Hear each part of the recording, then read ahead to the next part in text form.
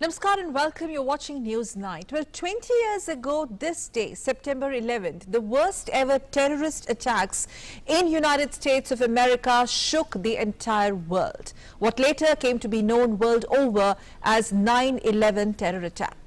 And today the anniversary, the 20th anniversary, comes more than a week after the US completed its troops withdrawal from Afghanistan, ending a 20-year, many would call it, occupation that began after the 9/11 terrorist attacks. On Newsnight tonight, we look back from memory to history and ask, has this global war on terror reached any logical conclusion?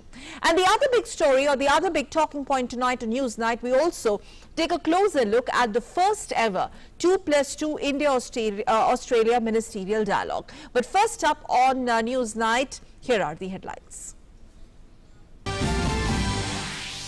India and Australia hold their first 2+2 ministerial dialogue, bilateral and regional issues including cyber security, maritime security in Indo-Pacific, cooperation in multilateral formats and rule-based world order discussed comprehensively. Robust cooperation among Quad nations also deliberated upon.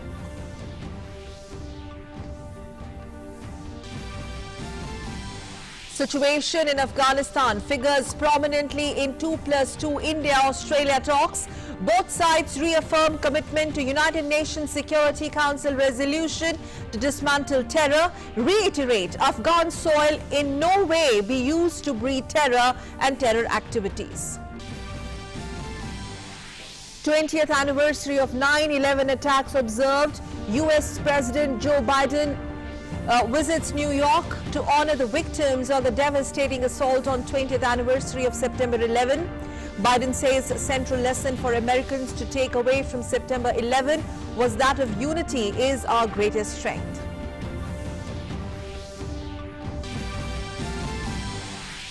Entire world stands in solidarity with the victims of terrorism. Britain's Queen Elizabeth sends a message to President Biden. UK Prime Minister says terrorists fail to divide those who believe in freedom and democracy. UN chief calls for joint efforts to deal with the threat of terror. Prime Minister Modi says permanent solution to tragedies like 9/11 attacks would be found through India's human values.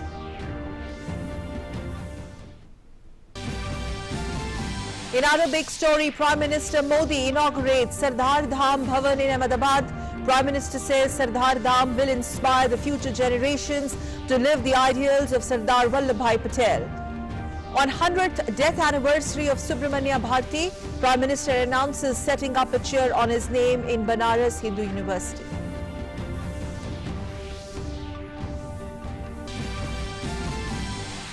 President Ramnath Kovind lays foundation stone of Uttar Pradesh National Law University. President emphasizes greater role for women in judiciary to achieve the ideals of inclusiveness enshrined in Indian Constitution.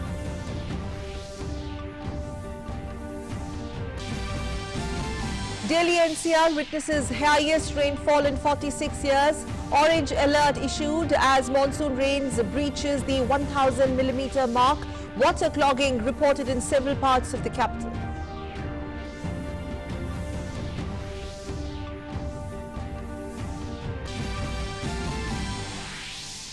And in US Open Tennis Women's Singles Finals between two newcomers, Leylah Fernandez of Canada to take on first-timer Emma Raducanu of Great Britain, while in men's singles finals, veteran Novak Djokovic to take on Daniil Medvedev on Sunday.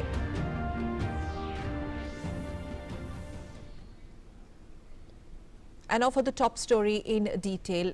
India and Australia held their first ever 2+2 ministerial dialogue in national capital today.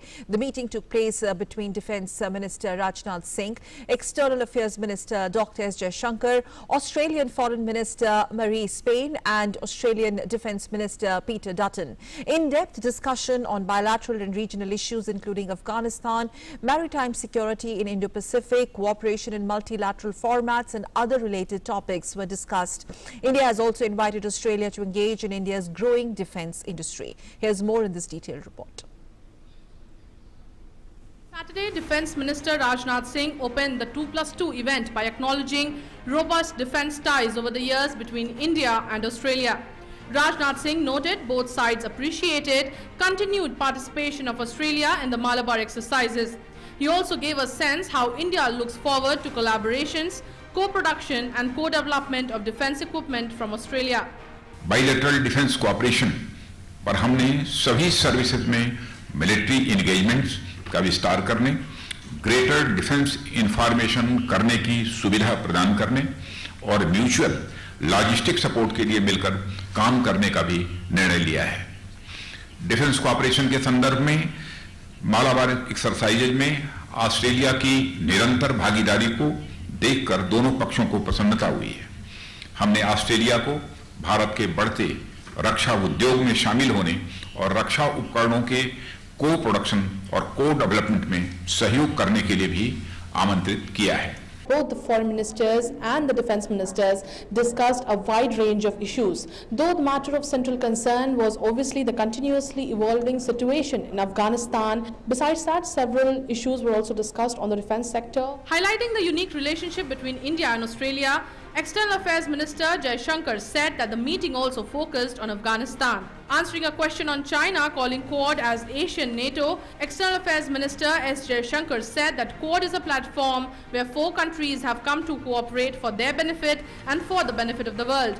Quad looks in the future and reflects globalization and is focused on the issues of vaccines, supply chains, education and connectivity. The kind of issues Quad is focused on today: vaccines, supply chains, education, connectivity. I can't see any relationship between such issues and NATO or any other kind of organizations like that.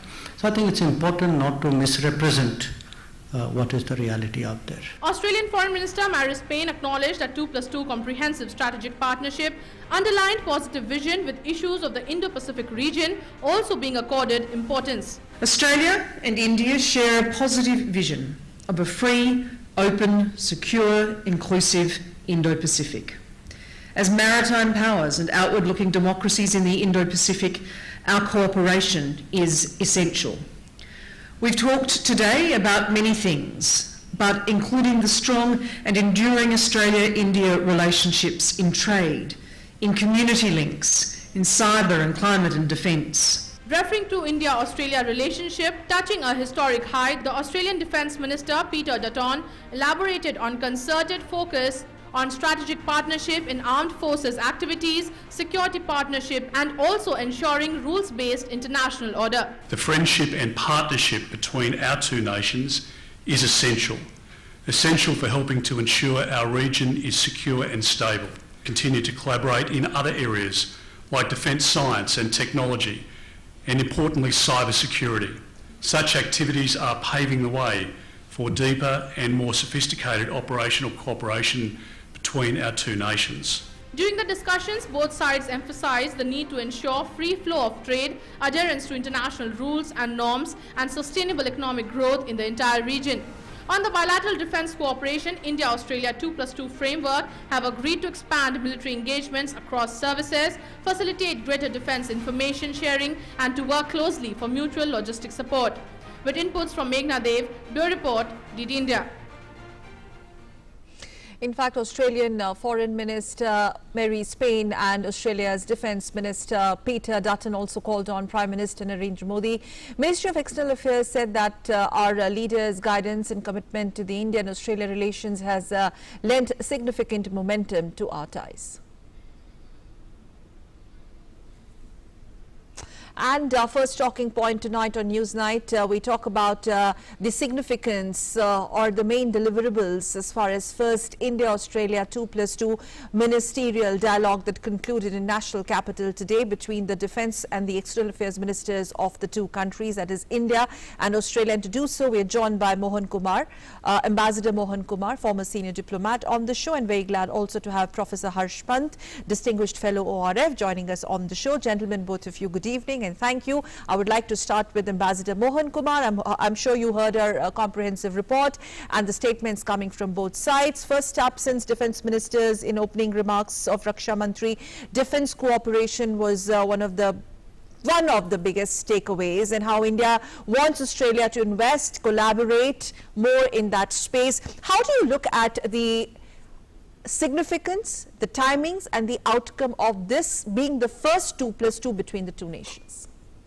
Thank you very much, Sakal, for having me. And I think it is significant, as you rightly say, because the 2+2 is something that we have only with very few countries. And it is no coincidence that we have it mainly with the Quad countries. Australia is a Quad country, the other two being United States, Japan.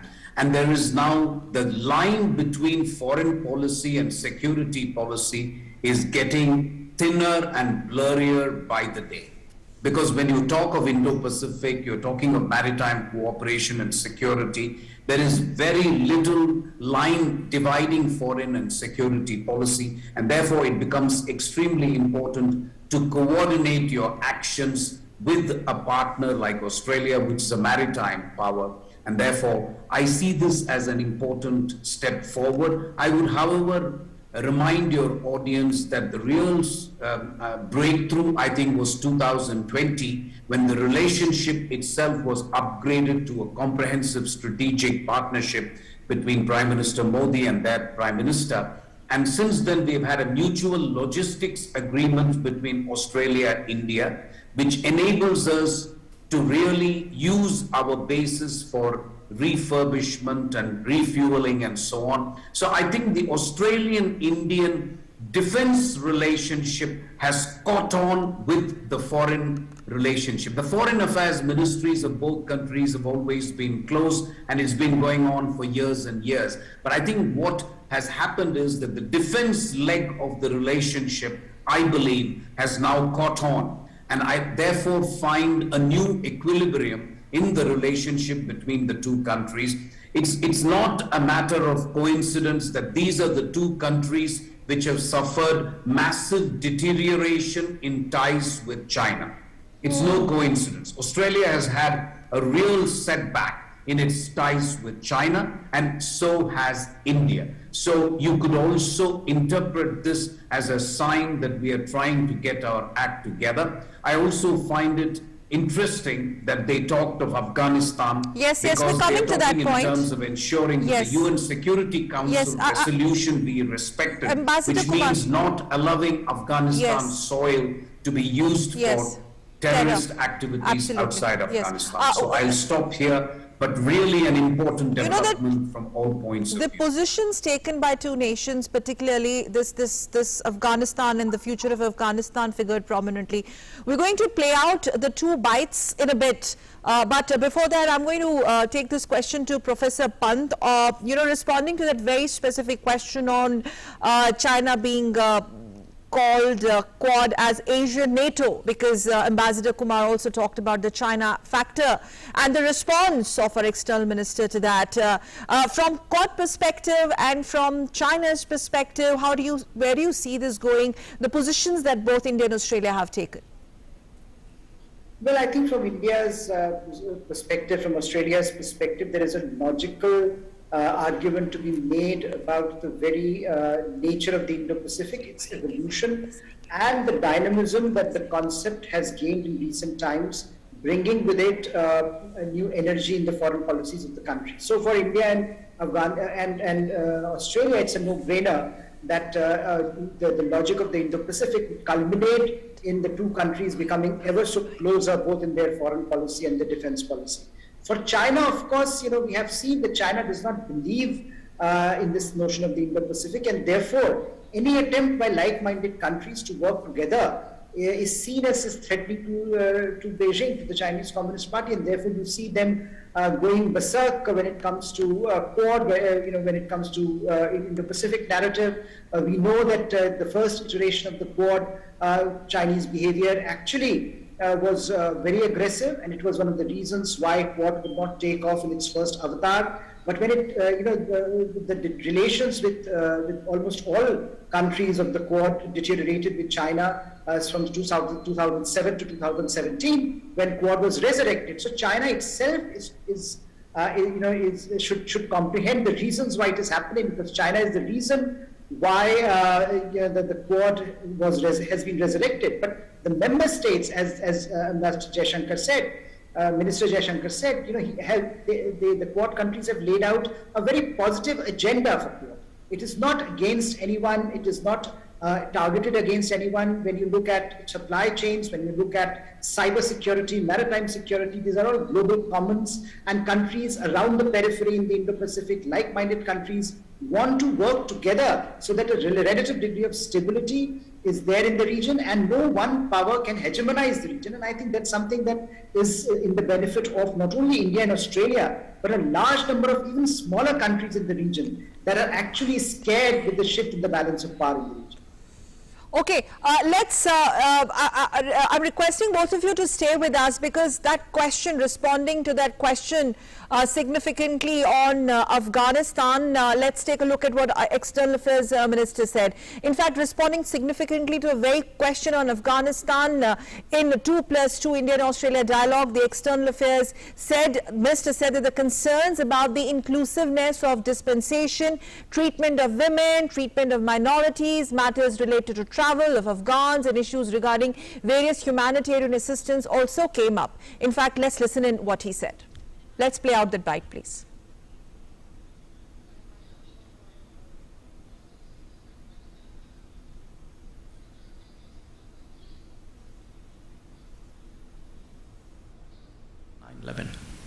It is a reminder, if one is still needed, of the importance of combating terrorism without compromise. Close as we are to its epicenter, let us appreciate the value of international cooperation to that end. Today is the 20th anniversary of 9/11. It is a reminder, if one is still needed, of the importance of combating terrorism without compromise. Close as we are to its epicenter, let us appreciate the value of international cooperation to that end. Today is also taking a position on Afghanistan, Australian Foreign Minister said that the future of Afghanistan remains a central concern to both India and Australia, affirming that both countries have been victim of appalling terrorist activities, quote unquote. In fact, she said that this day on 11 September will forever be remembered for those terrible events that took place 20 years ago. Let's listen. Australia and India share a positive vision of a free, open, secure, inclusive Indo-Pacific. As maritime powers and outward-looking democracies in the Indo-Pacific, our cooperation is essential. We've talked today about many things, but including the strong and enduring Australia-India relationships in trade, in community links, in cyber and climate and defence. We have shared views on the challenges of the East China and South China Seas. Okay, let's go back to Ambassador Kumar and Professor Pant. You know, that specific point on Afghanistan, what do you make? I mean, both sides are very clear on one line that Afghanistan soil will not be used for terror and terror activities. But contrary to what is happening in Afghanistan today as we speak. But notwithstanding that, specifically vis-a-vis India-Australia, today's talks, and they've said that Afghanistan did figure in the discussion. Ambassador Kumar, first, you. I think I see this as an attempt by India to try with all its strategic partners to find common ground on Afghanistan and to seek to put pressure on Afghanistan, because I don't think you can simply keep quiet. I agree with you that events in Afghanistan have not been favorable and has not been an inclusive government. But I think countries should not keep quiet. And if India can work with the United States, can work with Japan, work with Australia, work with other strategic partners, that listen, a message must go to Afghanistan, in this case from India and Australia, that you cannot continue like this and expect legitimacy, recognition, and help from the international community. So I think it's an important message that is addressed not just to Afghanistan, but also to other countries like Pakistan, that there needs to be fulfillment of the conditions that are contained in the UN Security Resolution. So one, it needs to be inclusive. Second, minorities, women, their rights are important. And third, and most importantly, Afghan soil will not be allowed to be used for terrorist activities. So that is how I see this move by India and Australia. Okay, Professor Pant, your take, please. Well, you know what has happened in the last few days, in fact, that India has tried to coordinate its positions with a range of its partners. We have seen, for example, even the BRICS declaration was very specific on Afghanistan and the kind of issues that India wants to project and the kind of conditions that India would like to see implemented before any kind of legitimacy or recognition is given to the government there or the regime there. And I think with all its partners, Australia has been a country that had Australian soldiers have fought in Afghanistan. So clearly, I think there is something very closely associated with Australian memory in recent times, and Australia's own, Australia has seen inside attacks in the Australian territory. So I think there is a wider recognition which India is trying to build coalitions around, that the challenge is not simply one where you can ignore what is happening and the way government is formed in Afghanistan. The process itself will lead to consequences if the process is not inclusive, if rights are not protected, if minorities are not protected, if the political system is not allowed to flourish in Afghanistan, then I think we will be back to square one, and civil war and anarchy will spread, terrorism and radicalization will spread from Afghanistan. So that's a message that India is trying to bring to the international community, and I think successive events that have happened, successive confabulations that have happened, whether at the UN Security Council, BRICS, or even in bilateral terms, India is trying to bring it into the mainstream, and I think that's a sound strategy to take under the present circumstances. One final question, Ambassador Kumar, the Quad framework and Australia being one of the key partners, they discussed China also. What do you think would be the biggest takeaway, considering this has been the first ever 2+2, and you have the two very high-profile ministers coming all the way to India and participate, and not virtually but physically here, post-pandemic or amidst pandemic, and they talked about the combined response to pandemic as well. The kind of significance Australia has accorded to India, I'm talking about the post-pandemic era and the issues that were taken up today. So I think you'll have to go back to 2020 when India and Australia decided on a joint vision statement for maritime cooperation in Indo-Pacific. And according to that, the sea lanes of communication in Indo-Pacific are required to be kept free and open from interference by any power. Australia is a trading nation, so is India. India has about 30 to 40% of its trade which goes through South China Sea. I find it extremely interesting that in today's meeting, the Australian foreign minister has said that we exchanged views on South China Sea and East China Sea. She's the only one who said that. No other interlocutor said that. Yes. So that is a clear indication that China is the elephant in the room, and it loomed large in discussions. We may say that the Indo-Pacific and the Quad is not aimed against anybody. The fact of the matter is, when you say you want to respect the sovereignty, you want sea lanes of communication to be kept open, you want respect for the United Nations Convention on the Law of the Sea. Yes. All this is really for India and Australia to ensure that no other power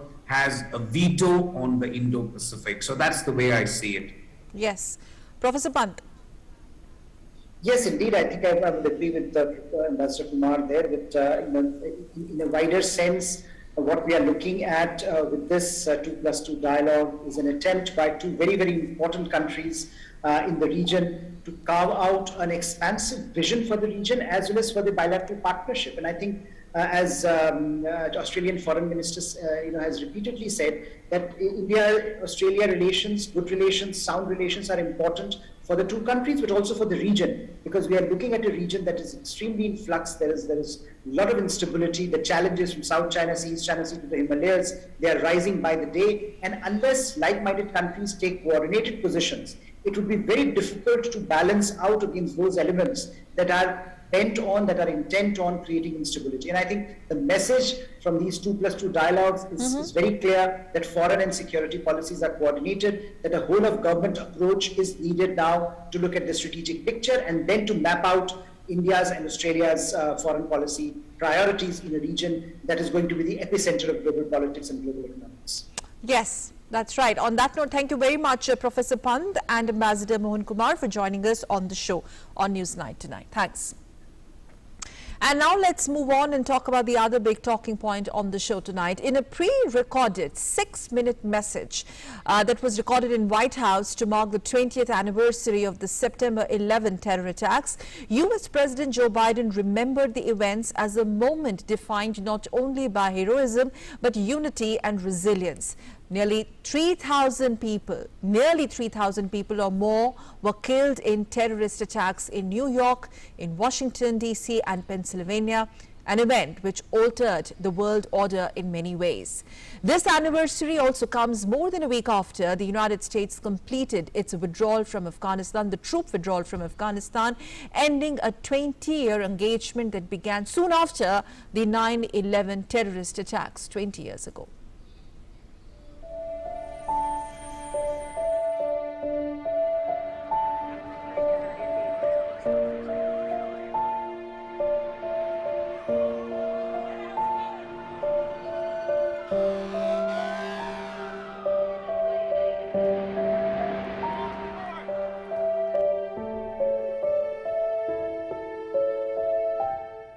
International terrorism is one of the most serious threats to international peace and security, and one of the gravest threats to humankind. September 11 marks 2 decades since 4 hijacked planes crashed in New York, Washington, D.C. and Pennsylvania. The White House on Friday released video of US President Joe Biden giving a speech to commemorate the victims of the September 11 attacks ahead of the 20th anniversary. Biden said the central lesson for Americans to take away from September 11 was that unity is our greatest strength. We also witnessed the darker forces of human nature: fear and anger, resentment and violence against Muslim Americans, true and faithful followers of a peaceful religion. We saw national unity bend. We learned that unity is the one thing that must never break. Unity is what makes us who we are, America at its best.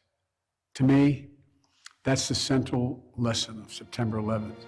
On September 11, Biden and First Lady Jill Biden also visited New York City.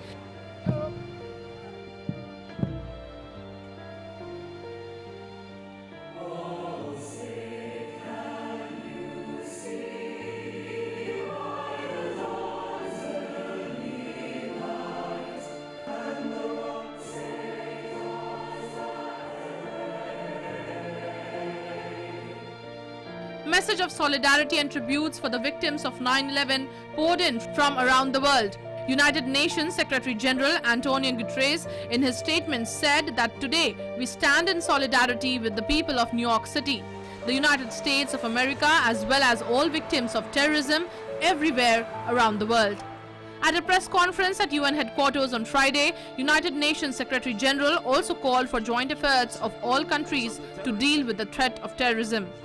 I'm very worried with the terrorism. I'm very worried that many countries are not prepared to fight it. And we need a much stronger unity and solidarity of countries in the fight against terrorism. Britain's Queen Elizabeth sent a message to US President Biden marking 20 years since the 11 September attacks, saying her thoughts and prayers were with the victims, survivors and their families. In her message, the Queen said that as we mark the 20th anniversary of the terrible attacks on 11 September 2001, my thoughts and prayers and those of my family and the entire nation remain with the victims, survivors and the families affected, as well as the first responders and rescue workers called to duty. My visit to the site of the World Trade Center in 2010 is held fast in my memory.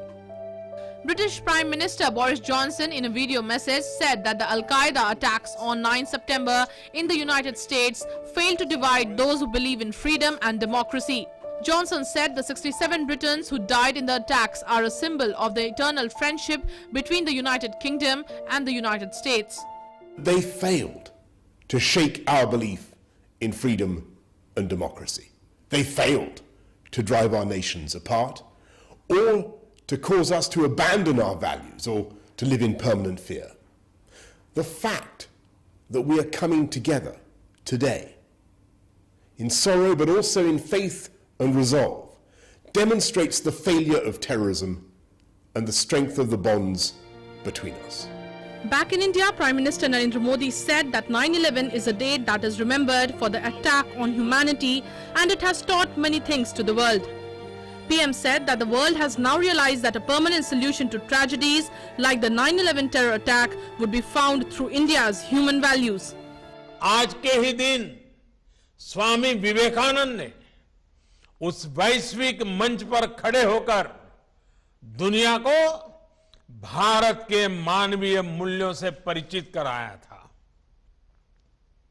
आज दुनिया ये महसूस कर रही है कि 9/11 जैसी वो त्रासदी भी, जिसे भी 20 साल हुए हैं, त्रासदियों का स्थायी समाधान मानवता के उन्हीं मूल्यों से ही होगा।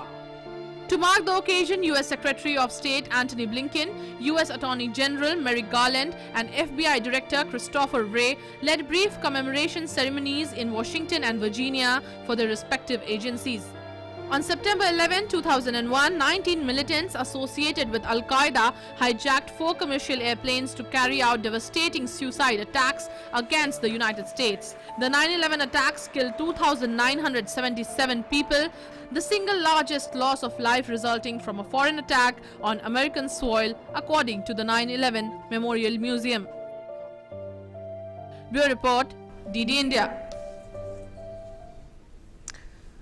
Well, this happens to be the second talking point tonight on Newsnight. We ask, and in fact we talk about the war on terror that was unleashed post 9/11 terror attacks on United States of America that shook the world, and also it was a beginning of global war against terror. We ask, has this war against terror reached any logical conclusion? What has been achieved so far?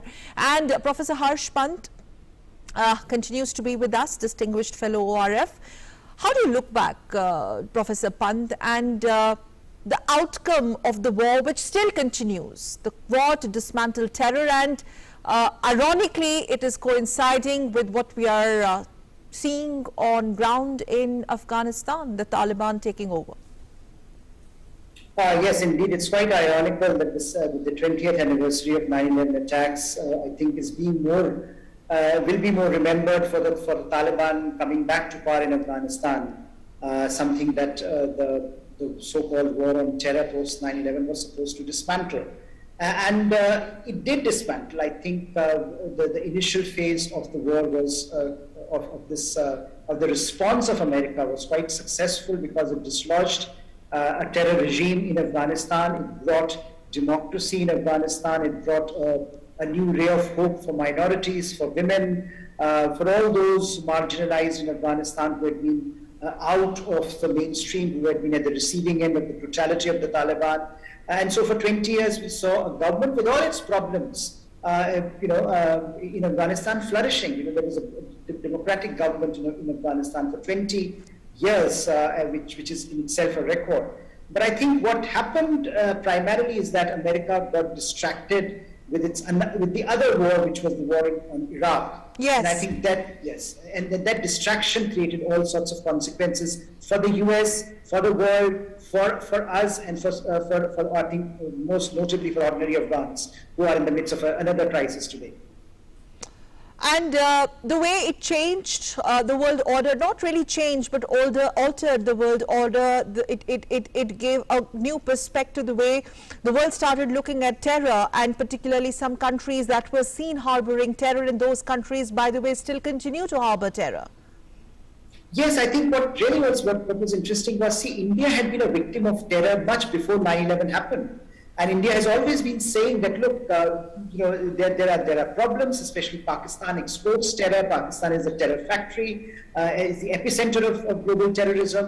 And in fact, then Prime Minister Atal Bihari Vajpayee had just a few months before 9/11 warned the West that don't think that that the terrorism that we are facing will not come to you. That's exactly what happened. And once it happened in the US, once it happened, it started happening in the Western countries. Then I think the realization dawned that something terrible is going on in Pakistan, in the whole of Pak belt, and I think something needs to be done. But ironically, we are back at a situation today where not only we have a Taliban government in Afghanistan, but Pakistan continues with its old found ways. There was some pressure on Pakistan for a few years post 9/11, and if you look at the Pakistani behavior, Pervez Musharraf's famous speech, there were a lot of pressure. But I think what happened as the West moved away, and in particular the US moved away from Afghanistan to Iraq and Middle East, it was back to square one in Pakistan, and it was back to its old policy of exporting terrorism. And I think India has been at the very cutting edge of making this case continuously, repeatedly sustained in a sustained manner to the world community, that there are no good terrorists, there are no bad terrorists. Absolutely. Terrorism is bad, it is against humanity, the war is against humanity versus terrorism. And I think that is a message that India has continuously given to the world, and I think that's a message that is resonating also in some ways around the world. I look at it this way. Are you trying to say that India has actually, in real terms, spearheaded this global war against terror? India has been very consistent in its position. The way 9/11 changed the United States politics, from Bush to Obama to Trump and now to Biden. The flip-flops, the kind of criticism that the US had to face about its surveillance operations, covert operations, the justification of Iraq war, having said, but India was one country that stood against terror and with the nations which continued to fight against terror. Absolutely. I think there is no denying the fact that when history books are written, later on, you would look at India, they would look at India as one country that has had one perspective on terrorism, because we have been at the receiving end of terrorism right from the very beginning of our independence, because our neighboring country was never willing to accept our existence and was defining its existence in contravention to our existence. And I think that was the challenge that India has faced, and India continued to give this message to the world, that unless certain countries are shown the way, unless certain countries are taken to task, this challenge would not end. And you see that consistent message continues, irrespective of American war on terror, irrespective of 9/11, irrespective of now what is happening with the Taliban. India's message has been consistent. India's message has been that terrorism is not going to yield long-term gains. Even today, when you have a Taliban regime in Afghanistan, what is India's message? India's message is that you cannot have a terror government in Afghanistan and hope that it will give a productive environment for Afghanistan's fulfillment. And that's an important message that India is giving even today. And I think that's not denying the fact that other countries have veered away from one position to the other, whereas India has continued on its one single path, which is, I think, very, very important factor and a very important aspect of India's global leadership on this issue. Does it worry you? Not only what's happening in Afghanistan, you followed it so closely, Professor Pant, and does it also surprise you the way US is now looking back at Afghanistan, and like we just started by discussing this, ironical that you have a Taliban takeover, the Taliban flag fluttering high there, whether it's good Taliban, bad Taliban, that argument doesn't exist, but then and US is today remembering what happened 20 years ago, 9/11 terror attack. From memory, it's part of their history now. Absolutely, and I think what is happening. I think Mr. Biden is in his speech has talked about unity, but I think that unity is fraying in domestic politics in America, and I think that is a challenge that America has to face, because there is no unified response to the challenge that America faces either in Afghanistan or globally. And I think that is a challenge for America. How do you rectify this problem, that you cannot come to terms with the fact that if you leave Afghanistan like this, there'll be consequences down the road. And I think America will have to come to terms with this. Biden administration will have to come to terms with this. And at the moment, the fact that Mr. Biden's popularity is shrinking is a reflection of that reality. that in America, this issue, the way America has withdrawn, the fact that 20 years after 9/11, as you put it, Taliban's flag is fluttering in Afghanistan, that's a terrible message. That's not simply optics. It's a message to the world jihadist factory that Islamist jihadism can win, and it can win against some of the mightiest powers in the world. And that's a very terrible message. Yes. And that is a message that will have consequences not only for America, but for the wider democratic world all around. Yes, yes, absolutely. Thank you so much, Professor Pant, for sharing your thoughts on this topic as well on News 99. Thank you.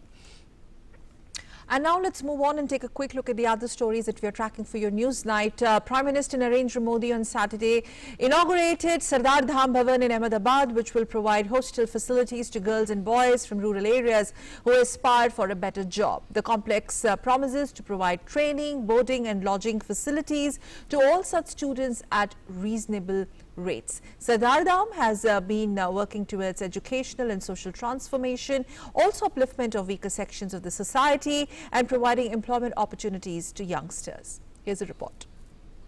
Prime Minister Narendra Modi performed the Lokarpan of Sardar Dham Bhavan and Bhumi Pujan of Sardar Dham Phase 2 Kanya Chhatralay through a video link on Saturday.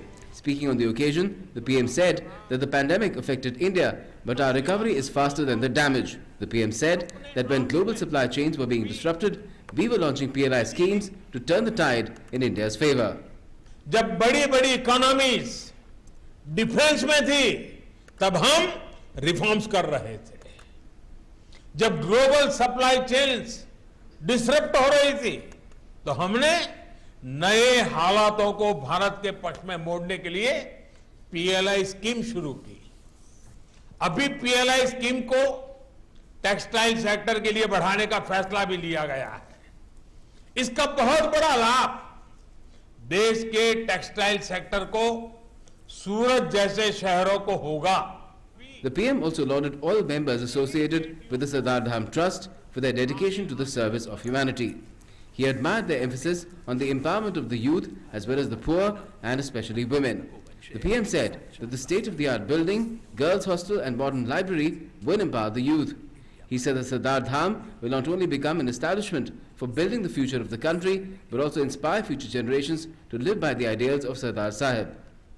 आज हम आजादी का अमृत महोत्सव मना रहे हैं.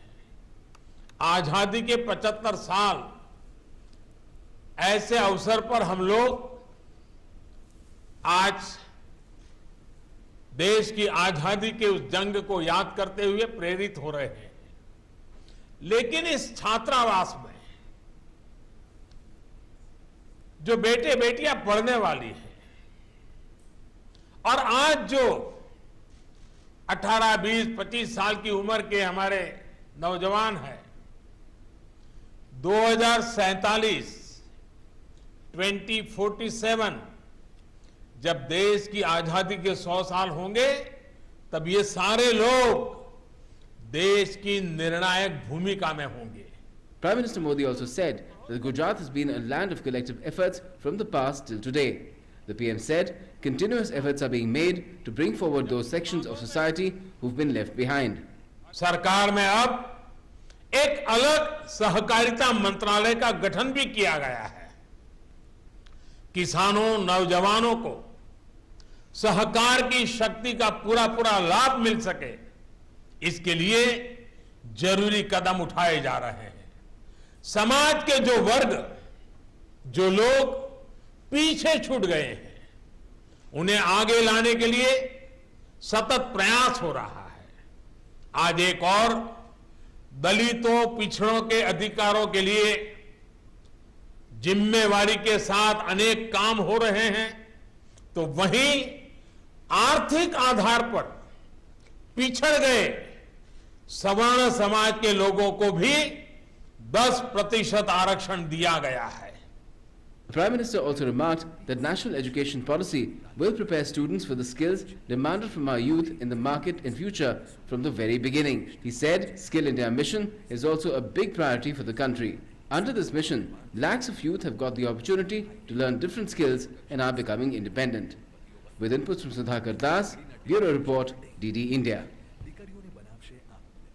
In other news, on the 100th death anniversary of Subramanya Bharti, Prime Minister Narendra Modi announced to set up a chair on his name in the Banaras Hindu University. Titled Subramanya Bharti Chair on Tamil Studies, it will be established in Faculty of Arts of Banaras Hindu University. Prime Minister informed by a tweet. Prime Minister Modi also today remembered the great freedom fighter and Bharat Ratna Acharya Vinoba Bhave on his 126th birth anniversary. Here is a report. आज भारत के महान विद्वान, दार्शनिक और स्वातंत्र सेनानी सुब्रमण्यम भारती जी की 100वीं पुण्यतिथि है। सरदार साहब जिस एक भारत श्रेष्ठ भारत का विजन लेकर चलते थे, वही दर्शन महाकवि भारती की तमिल लेखनी में पूरी दिव्यता से निखरता रहा है। इस अवसर पर मैं एक महत्वपूर्ण घोषणा भी कर रहा हूं। बनारस हिंदू यूनिवर्सिटी में सुब्रमण्यम भारती जी के नाम से एक चेयर स्थापित करने का निर्णय किया गया है। तमिल स्टडीज, तमिल भाषा समृद्ध भाषा है, विश्व की सबसे पुरातन भाषा है और हम सभी हिंदुस्तानियों के लिए गर्व की बात है। तमिल स्टडीज पर Subramania Bharati chair Banaras Hindu university BHU के फैकल्टी ऑफ आर्ट्स में स्थापित होगी। Prime Minister's homage to Tamil literary icon Subramanya Bharati on his 100th death anniversary. Known for bringing new consciousness among the Tamil people, Subramanya Bharati served the nation through his multifaceted literary career as a poet, prose writer and a journalist. इस chair की स्थापना की घोषणा से BHU उत्साहित है एवं गर्व का अनुभव कर रहा है। काशी की नगरी प्राचीन काल से ज्ञान एवं आध्यात्म का प्रकाश चारों ओर फैलाती आई है। सुब्रमण्य भारती चेयर से न सिर्फ यह परंपरा और सशक्त होगी, बल्कि इससे युवा पीढ़ी को महाकवि भरतियार के दर्शन, विचारों एवं राष्ट्र प्रेम के उनके भाव से प्रेरणा भी मिलेगी। One of the great poets of modern India, Bharati was born on 11th December 1882 at Ettayapuram, Tamil Nadu. He was a nationalist and a person with spiritual leanings. Literary canvas of Bharati was multidimensional. He wrote on a number of literary disciplines which included bhajans, songs on Russian and French Revolution, nationalistic poems, translations and essays. He fought for our freedom and instilled confidence for freedom into our hearts. Today, our Honorable Prime Minister has announced to set up a chair in his name on Tamil Studies at BHU.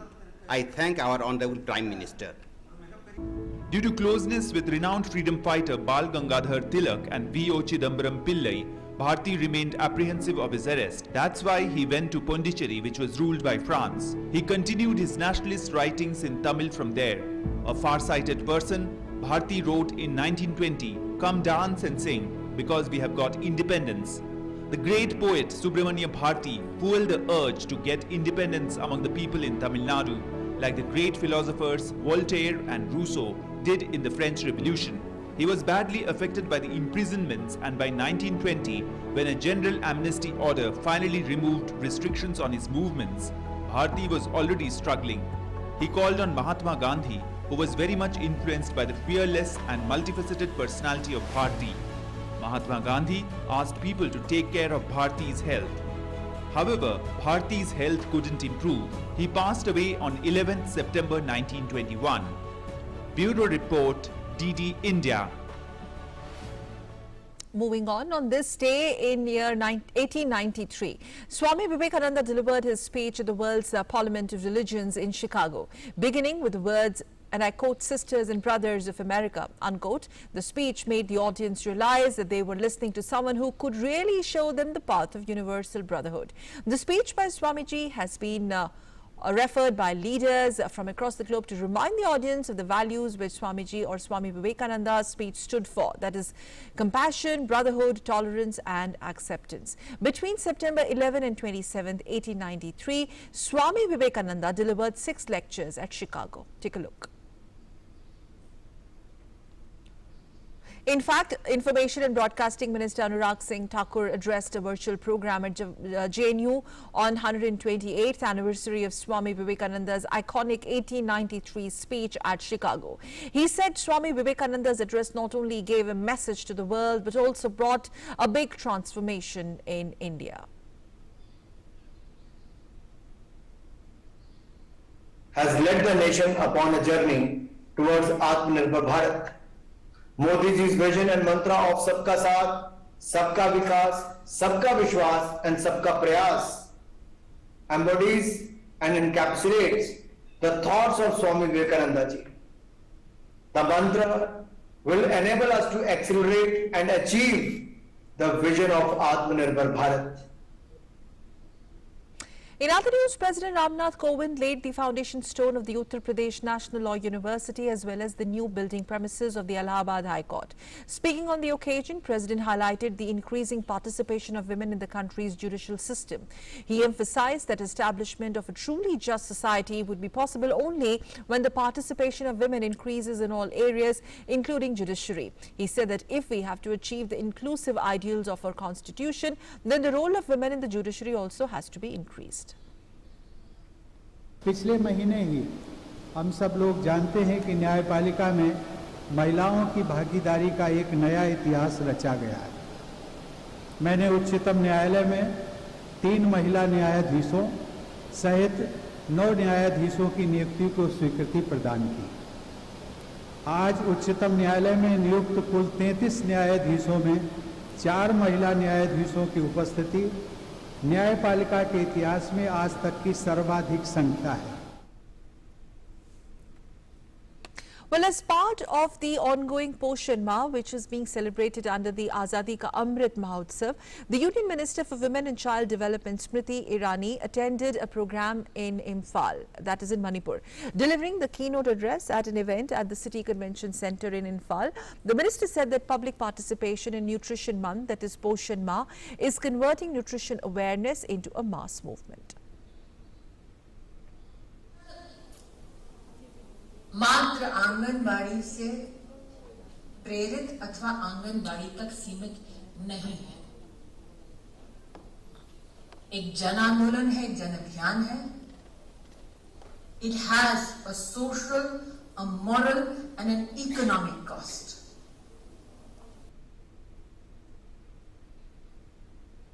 Well, in order to ensure availability of edible oils to consumers at fair prices, government has further reduced the standard rate and duty of crude palm oil, crude soybean oil and crude sunflower oil to 2.5% with effect from 11/09/2021, and the standard rate of duty on refined palm oil, refined soybean oil and refined sunflower oil to 32.5% from effect 11/09/2021, and that's from today. And in the same notification, the agri cess for crude palm oil has been increased from 17.5% to 20%.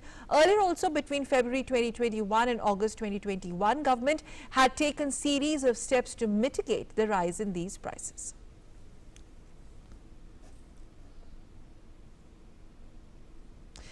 Union Civil Aviation Minister Jyotiraditya Scindia and Telangana IT Minister K. Taraka Ramarao formally launched the Medicine from the Sky project in Telangana. The project is first of its kind in India, as it is the first organized drone services in the health care sector for delivering medicines and COVID vaccines. Medicine from the Sky is an initiative of the state government led by the Emerging Technologies Wing of the IT Department in partnership with the World Economic Forum, Niti Aayog and HealthNet Global. The project has received the final regulatory approval from Ministry of Civil Aviation. The Medicine from the Sky project is expected to be very useful, especially for remote areas in the state in delivering emergency medicines and vaccines. कल्पना नहीं कर पाते थे, वो इन्होंने करके दिखाया है। एक छोटी सी मशीन, एक हेलीकॉप्टर के रूप में, उसमें वैक्सीन, उसमें दवाई, हम समझ सकते हैं कि कुरियर की कंपनी डब्बा लेके जाएगी कहीं, और आज जो हमने डब्बे देखे कि केवल डब्बे नहीं है, लेकिन डब्बे पे मीटर लगा हुआ है। वो मीटर दिखाता है कि किस टेम्परेचर पे अंदर वैक्सीन रखी गई है, 2 से 8 डिग्री तक, और वो वैक्सीन इस ड्रोन में जाके दूर दराज गांव में पहुंचता है। And now let's take a quick look at the update on the COVID-19 situation from across the country. The recovery of 32,000 plus patients in the last 24 hours has actually increased the cumulative tally of recovered patients to 3,23,74,497. Let's roll out those numbers for you. Consequently, India's recovery rate stands at 97.49%. Sustained and collaborative efforts by the centre and the states and union territories continue, and the trend of less than 50,000 daily new cases that is being reported for 76 consecutive days now. 33,376 new cases were reported in the last 24 hours. Active caseload presently stands at 3,91,516. Active cases presently constitute 1.18% of the country's total positive cases. Testing capacity across the country continues to be expanded. Last 24 hours saw a total of 15,92,135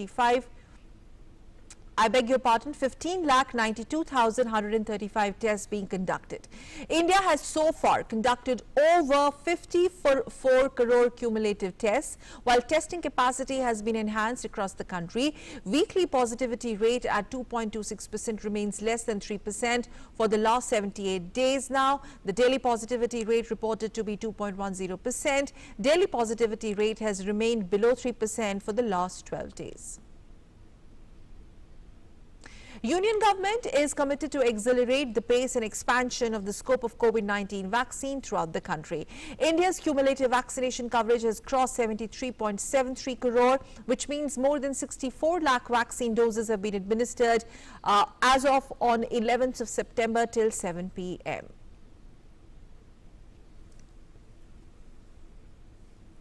Well, heavy rainfall lashed out many parts of the national capital today. An orange alert has been issued as the monsoon rains in Delhi breached 1,000 millimeter mark, the highest rainfall in 46 years for the month of September. India Meteorological Department, or IMD, has predicted thunderstorm with moderate to heavy intensity rain will occur over most places of Delhi, along with Gurugram, Noida, Faridabad, Karnal and Manesar. Heavy rains led to a lot of waterlogging reported at several parts of the capital, including Indira Gandhi International Airport Terminal 3. After rains, many flights were also delayed due to waterlogging. Bad weather has affected flight operations at the airport, with airlines like Indigo, SpiceJet requesting passengers to keep a check on their flight status before arriving at the airport. Quickly on to some tennis news. In men's single, world number 1 Novak Djokovic won a grueling 5-setter against Alexander Zverev to set up a US Open final against Daniil Medvedev and keep his bid for the calendar Grand Slam on track. Russian second seed Medvedev had earlier kept alive his hopes of a first major title with a 6-4, 7-5, 6-2 win over Canadian Felix Auger-Aliassime. Djokovic then recovered from falling a set behind to win 4-6, 6-2, 6-4, 4-6, 6-2. He now has the chance to win a record 21st men's Grand Slam singles title. And with that, it's time to wrap up this edition of Newsnight. We'll be back tomorrow same time at 9 p.m. Stay tuned to DD India for the latest. Thanks for tuning in. Namaskar.